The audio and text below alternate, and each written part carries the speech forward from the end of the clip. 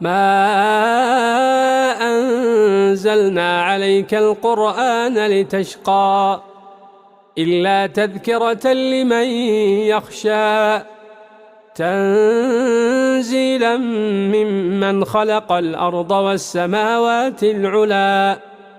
الرحمن على العرش استوى له ما في السماوات وما في الأرض وما بينهما وما تحت الثرى وإن تجهر بالقول فإنه يعلم السر وأخفى الله لا إله إلا هو له الأسماء الحسنى وهل أتاك حديث موسى